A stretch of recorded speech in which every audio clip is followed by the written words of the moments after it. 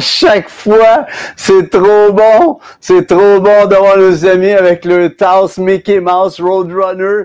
Bon matin à tous. J'espère que vous allez bien. Merci de me recevoir en ce Café Céleste numéro 150, les amis. C'est notre 150e. Il y a des villes qui fêtent à cause de ça. Mais non, on y va. Aujourd'hui, c'est la fête des pères. On veut souhaiter la bonne fête à tous les papas. Et à notre Père Céleste, on veut être en célébration aujourd'hui. Alors, vraiment, les papas, soyez bénis, que vous puissiez vraiment savourer la famille, que Dieu vous accorde cela dans le nom de Jésus. Je veux en profiter pour vraiment saluer tous ceux et celles qui sont là déjà. Il y en a même qui sont là de bonne heure, même avant, 15 minutes avant. Sylvie, bon matin Sylvie. Mon ami Michel Desiel et Louise. Louise, on va prier pour toi dans quelques instants. Guylaine, bon matin Guylaine de Sherbrooke, qui a chanté justement une des stars. Là. En passant, si vous voulez faire un petit nanana, envoyez-nous ça, puis on va le passer. Amen. Michel, bon matin. Thérèse et Fernand, bon matin. Marie-Madeleine, bon matin. Hélène, bon matin. Lynn, bon matin. J'espère que ça va bien. Messager de vie, Patrick. Stéphanie, bon matin. Lucienne. Gaston, mon ami de Sherbrooke. Diane, Joanne, Régent et Nicole. Jacques, Émile, Reine, bon matin. Lucienne, Marjolaine, bon matin. Marjolaine, j'espère que tu vas bien. Bonjour à Léon. Amen. Mario, Ali Alive. Yes, elle est en feu. Et sans plus tarder, on va commencer. Sinon, on passe la demi-heure à saluer les gens. Mais j'aimerais vous dire que le Seigneur est bon. Le Seigneur prend soin de nous. J'ai un message d'encouragement. J'espère que vous allez ressortir d'ici tellement en feu quand vous allez aller à votre église. Vous allez déclencher les pompiers à venir faire quelque chose pour régler la situation que vous allez avoir enclenchée. Amen. Alors, sans plus tarder, j'aimerais qu'on prie. On va prier pour... je vais élever mon ami Marc de Grave 06. Encore, c'est long à s'en remettre. Puis j'aimerais ça m'accorder avec tous ceux qui ont des besoins et que vous êtes en prière depuis longtemps. Parce que Marc, ça fait longtemps qu'il est malade et ça dure. Il va mieux, mais les forces ne sont pas remises encore. On veut parler à son système immunitaire. Marc, tardif, dans le nom de Jésus, on prie l'activation. Et à vous, à toi en ce moment, si tu as besoin qu'il y ait une accélération, on déclare l'activation, mais l'accélération de la puissance du royaume de Dieu, de la puissance de la guérison, de la santé divine au nom de Jésus. On veut prier pour Jaël. Ali, si tu peux nous donner des nouvelles de Jaël, ce serait vraiment apprécié de savoir ce qui se passe pour son rein. Je vais élever Louise. Justement, on a vu Michel Desiel, mon ami, mon bien-aimé ami, ça fait des années qu'on se connaît. Et Louise s'est fait changer un genou. Et je pense les deux même, je ne sais pas trop, là, mais elle souffre beaucoup encore. L'opération s'est bien passée, mais elle souffre. Est-ce que vous voudriez prier pour Louise en ce moment? Seigneur, on veut déclarer sur Louise en ce moment la santé divine, mais le recouvrement de la pleine santé. Et on déclare en ce moment, dans le nom de Jésus, une touche d'en haut sur ce genou, sur ses genoux, dans le nom de Jésus. Louise, sois guérie. Que le Seigneur te visite maintenant de sa puissance, de cette chaleur qui vient sur tes genoux en ce moment. Sois guérie dans le nom de Jésus. Amen et amen. On veut élever Pierre et Manon aussi, mon ami Pierre qui s'est fait vraiment guérir, opérer d'une hernie dans le ventre. Là.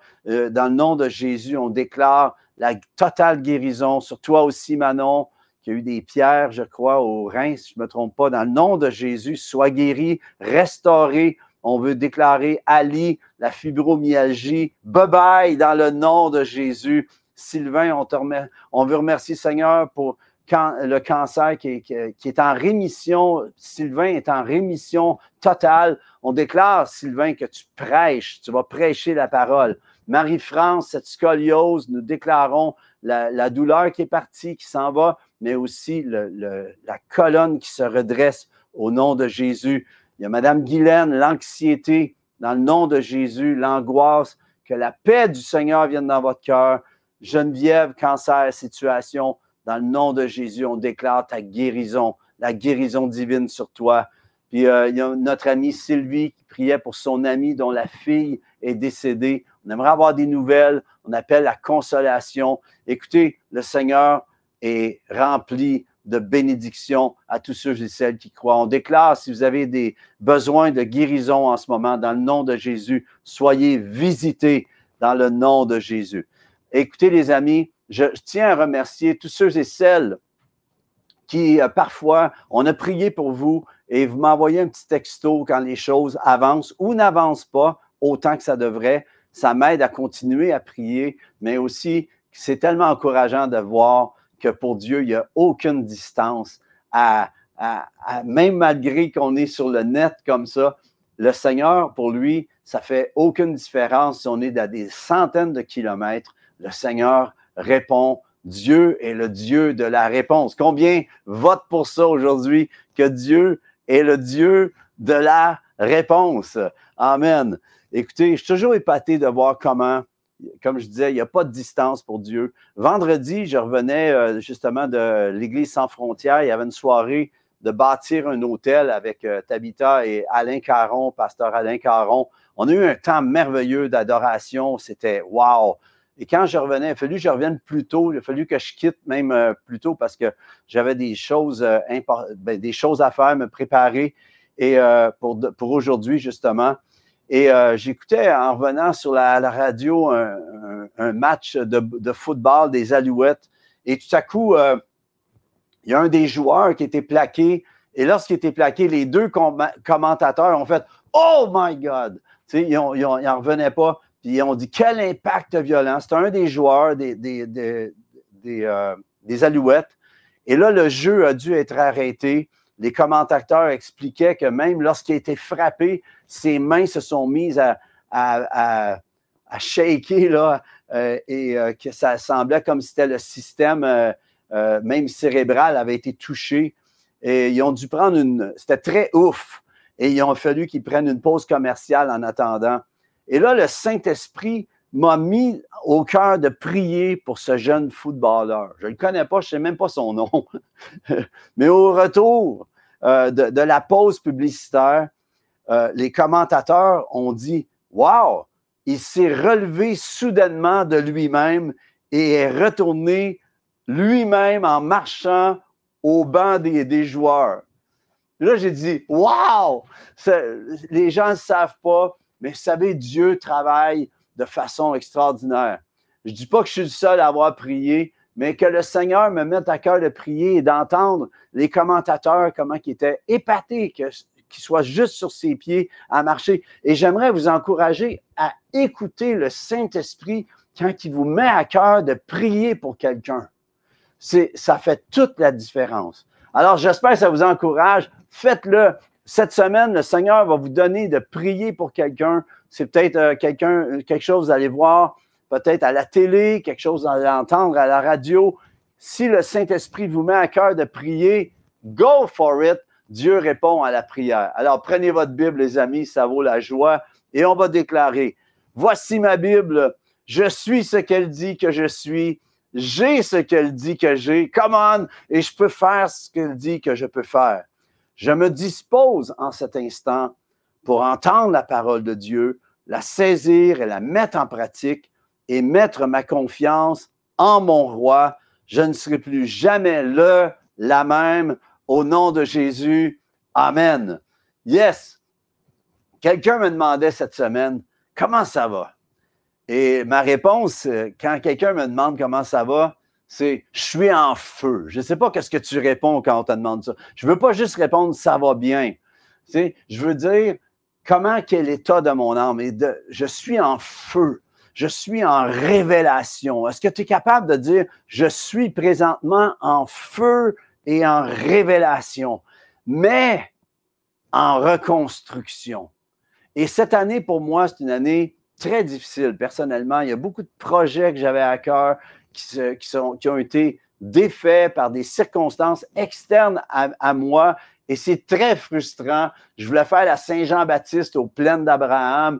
On a été embourbé par les fonctionnaires des plaines. C'était compliqué. Ils nous ont étiré ça. Pendant 5 mois, on a travaillé là-dessus pour absolument rien.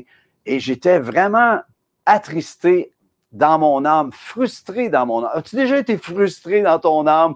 Et le Seigneur m'apprend dans cela à voir qu'il est en arrière, par contre. Je veux déclarer qu'il est en arrière, même des choses qui ne sont pas comme je voudrais.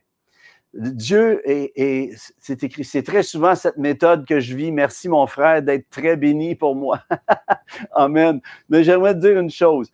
Le Seigneur est au-dessus de toute chose. Puis quand tu as cette disposition dans ton cœur de voir que Dieu est au-dessus même de ce qui est peut-être adversité, ça change ton cœur dans la situation.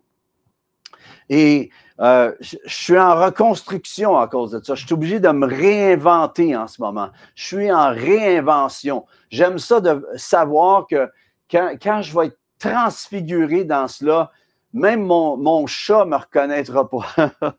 Amen. Mais toutes ces choses, tu sais, en ce moment, je dis, je suis en reconstruction. C'est un peu comme Néhémie quand il reconstruisait les murailles de Jérusalem et tous devaient travailler activement. Il y avait les outils dans une main et l'épée dans l'autre. Et tu as ta parole dans ta main, mais en même temps, tu as plein de choses à activer, à faire, et tu dois le faire d'un cœur avec la vision de Dieu dans ton cœur.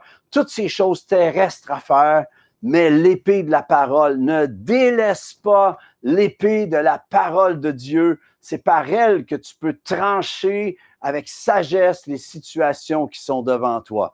Amen. OK, aujourd'hui, en mon cœur, j'avais quelque chose, un message d'encouragement. C'est toujours ça, de l'encouragement. Mon but, c'est de vous encourager pour que quand vous allez arriver à votre église tout à l'heure, vous allez être prêts non seulement pour recevoir, mais pour donner quelque chose. Un regard de toi vers quelqu'un peut amener une joie soudaine. Amen. Gloire à Dieu. Et le titre de mon message aujourd'hui s'intitule « Le ruisseau de Dieu est plein d'eau ». Le ruisseau de Dieu est rempli, est plein d'eau. Amen. Le psaume 65, 9 à 13, je vais faire une lecture rapide. C'est c'est 4 versets. Ça vaut la joie de les lire. Amen. Tu visites la terre et tu lui donnes l'abondance. Tu la combles de richesses. Le ruisseau de Dieu est plein d'eau. Tu prépares le blé quand tu la fertilises ainsi. En arrosant ses sillons, en aplanissant ses mottes, tu la détrempes par des pluies. Tu bénis son germe. Tu couronnes l'année 2024 en notre cas. Tu couronnes l'année de tes biens et tes pas versent l'abondance. Les plaines du désert sont abreuvées et les collines sont ceintes d'allégresse. Le pâturage se couvre de brebis et les champs et les vallées se revêtent de froment. Les cris de joie et les chants retentissent. Man, que ça sonne! Quel beau verset, quel beau chant que David a écrit. Il y a plusieurs chants, on s'arrête souvent au psaume 23, à certains psaumes de David, mais celui-ci a une saveur absolument céleste.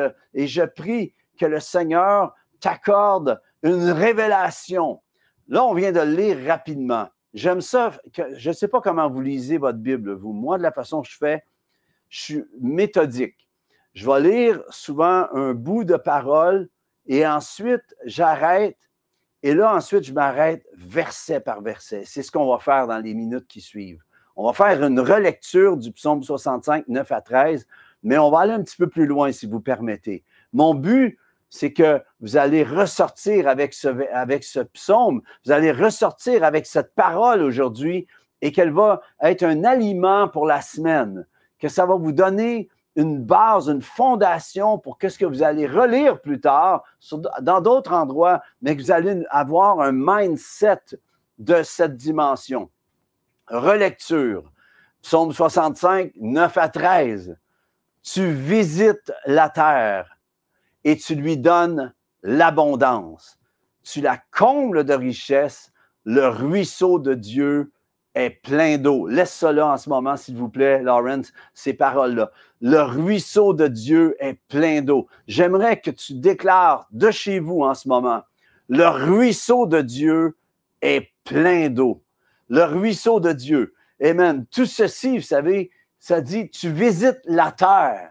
Et j'aimerais vous dire que David, lui, dans sa conception, lorsqu'il disait, bon, tu nous visites, mais Jésus est venu. Il est vraiment, c'était comme une prophétie en même temps de ce que Jésus venait installer en venant dans ce monde. Voyez-vous, lorsque Jésus est venu, tout ce qu'il a dit, tout ce qu'il a fait installait une dimension de la géographie céleste qui s'installe dans un cœur.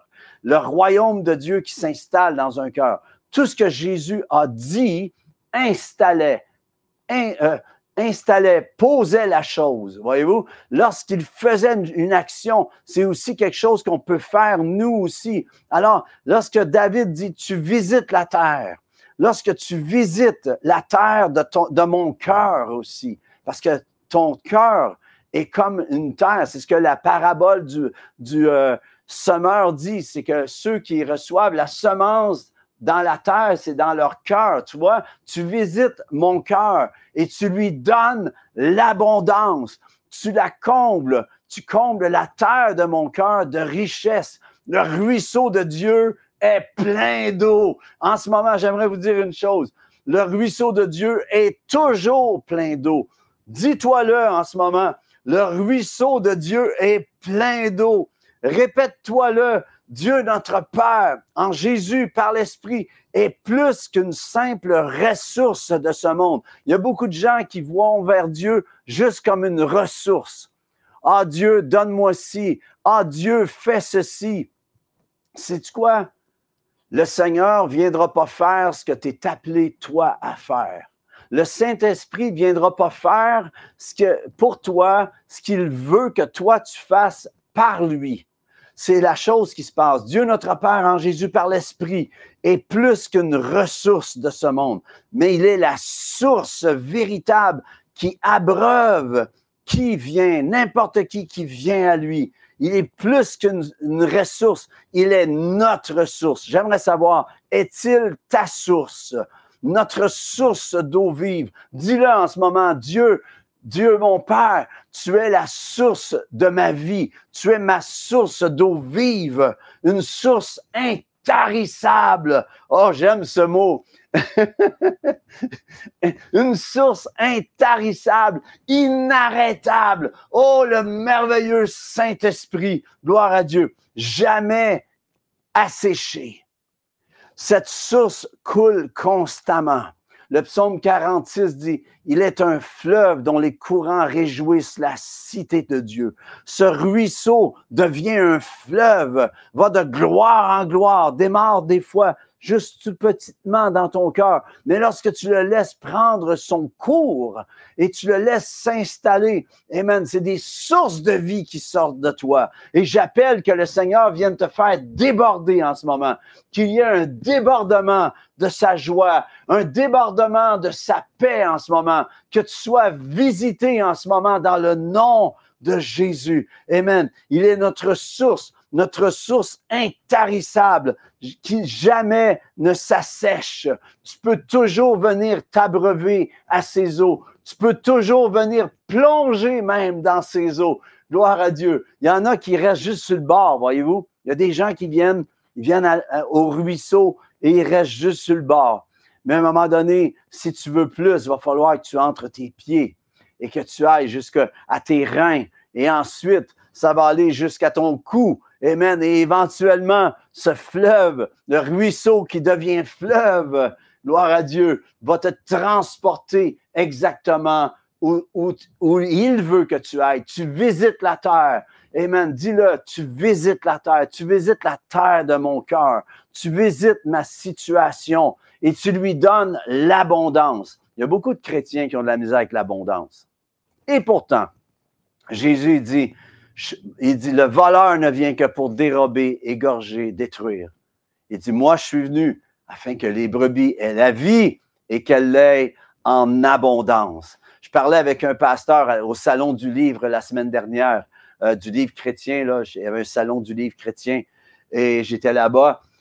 J'avais une table et juste vous dire qu'il y avait un pasteur qui était venu voir le livre. J'avais le livre Secret de la bénédiction financière que j'ai traduit pour Yohan Dutoit.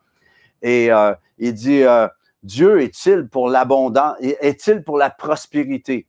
J'ai dit, ça dit pourtant, Jean a dit, je souhaite que tu prospères à tous égards comme prospère l'état de ton âme. Mais oui, Marjolaine, merci. Jean 10, abondance en Jésus. Merci, Marjolaine, c'est trop gentil. Mais la chose qui se passe, j'aimerais dire une chose. Il y a beaucoup de chrétiens qui vivent la première partie du verset. Le voleur ne vient que pour dérober, égorger, détruire, mais ne vont pas justement plonger dans le ruisseau qu'est Jésus.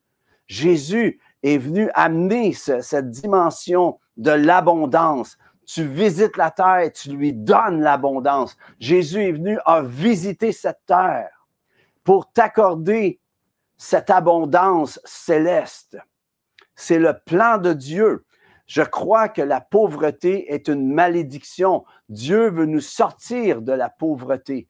Il veut que quand le bill d'hydro arrive, que tu sois pas en train ça t'empêche de dormir. Il veut que tu sois capable de rencontrer ses besoins et plus encore de pouvoir faire que le royaume va avancer. On pourra en parler une autre fois sur cette dimension de l'abondance. Mais c'est écrit, tu la combles de richesse, le ruisseau de Dieu est plein d'eau.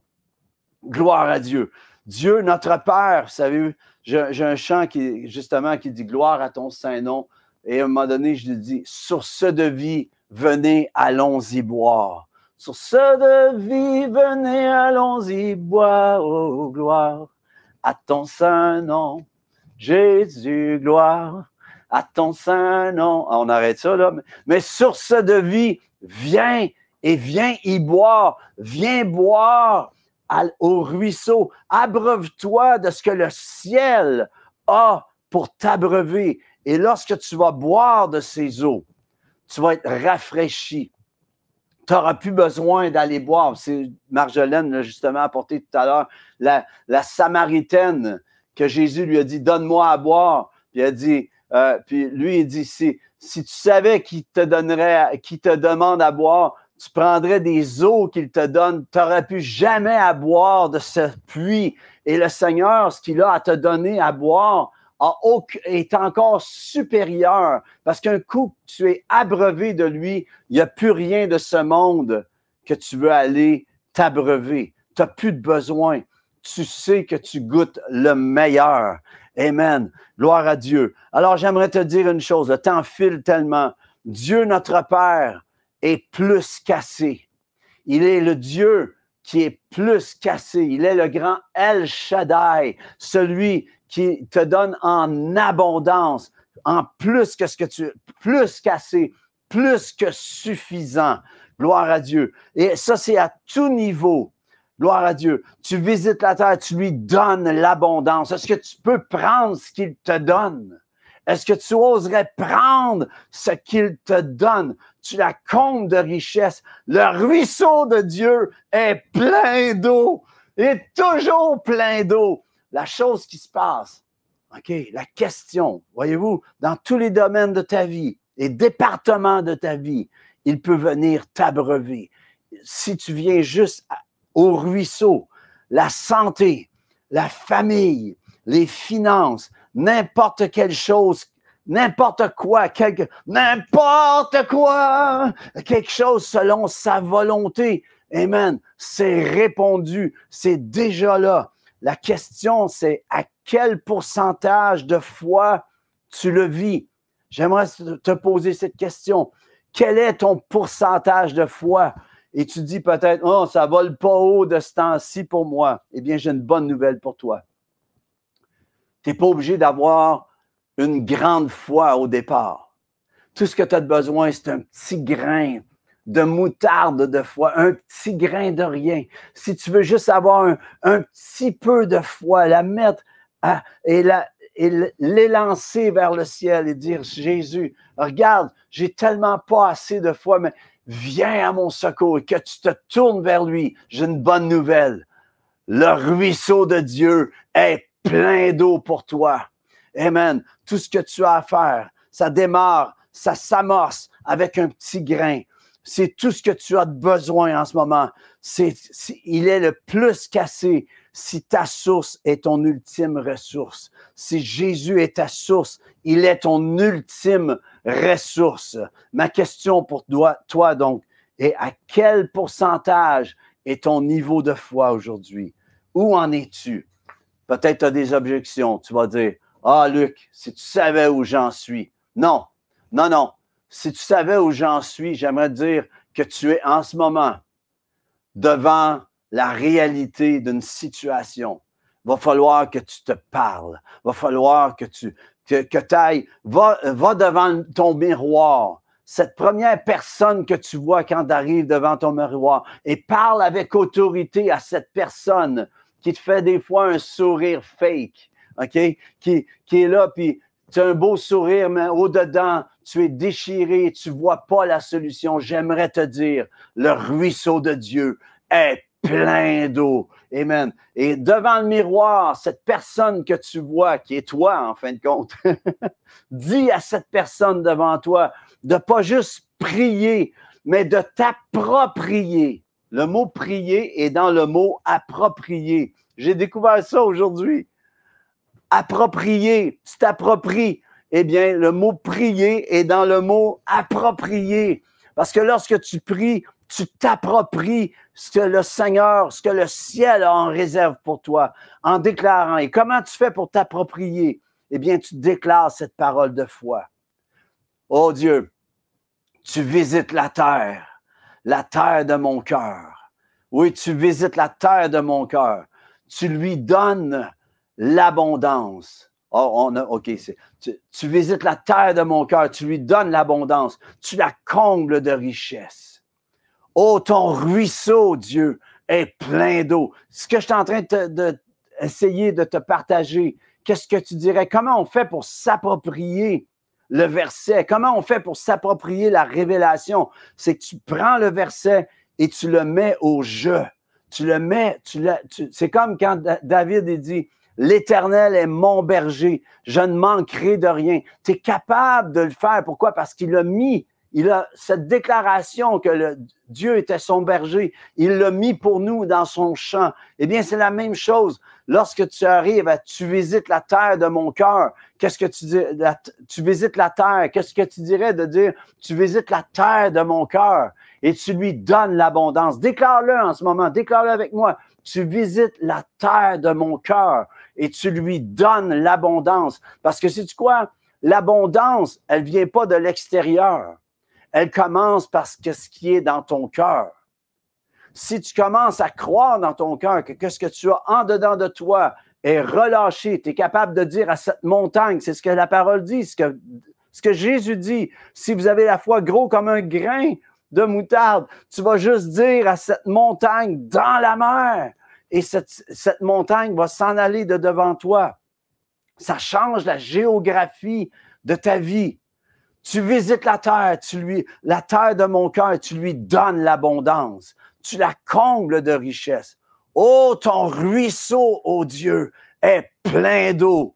Oh, repars avec ça aujourd'hui. Ton ruisseau, Dieu, est plein d'eau. Tu prépares le blé. Voyez-vous ce qui se passe? Tu prépares le blé. Voyez-vous, c'est dans ton cœur. Il y a une récolte à venir. Tu prépares le blé. Oui, une récolte.